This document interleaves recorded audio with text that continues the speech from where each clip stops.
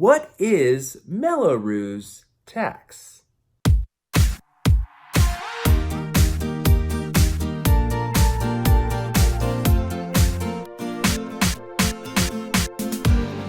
Hello, this is Brandon Leon, your Rocklin and Roseville real estate expert. And today in this video, we're going to talk about what is Mello-Roos Tax. You hear that all the time. I'm sure you've heard it before. Mello-Roos, spelled M-E-L-L-O-R-O-O-S.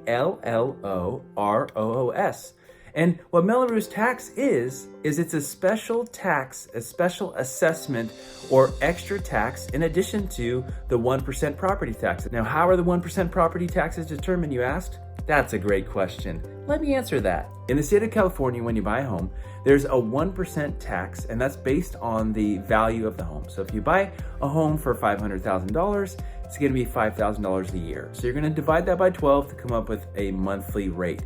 Now, the Mello-Roos is actually the extra tax assessed on the property, or a special tax. That will include things like fire stations, new roads, parks, things like that. So you're typically going to see Mello-Roos in the newer properties, in the newer areas, in the newer developments, houses built in the past 5, 10, 15 years. The newer the development, typically the higher the Mello-Roos. So in the Placer County area, typically taxes will be about 1.25%. That's including the Mello-Roos. It depends on the area, it depends on how new the home. When you have a trusted real estate professional to help you through this process, they'll be able to let you know exactly what the taxes are. So worst case scenario, you go to buy a home, you're really excited, it's towards the top of your budget, and I've seen this time and time again. Lo and behold, you get in a contract and the agent didn't tell you that there are Mello-Roos on the property, or the lender.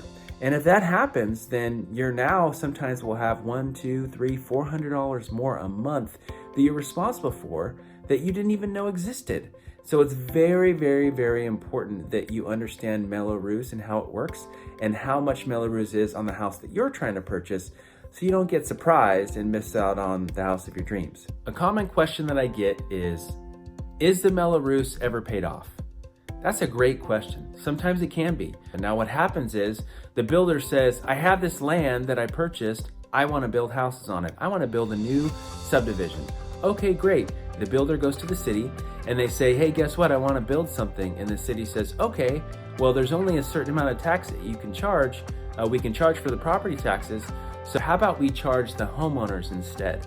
So there's a lot of stuff behind that. But bottom line, the homeowners are responsible for the Mello-Roos tax.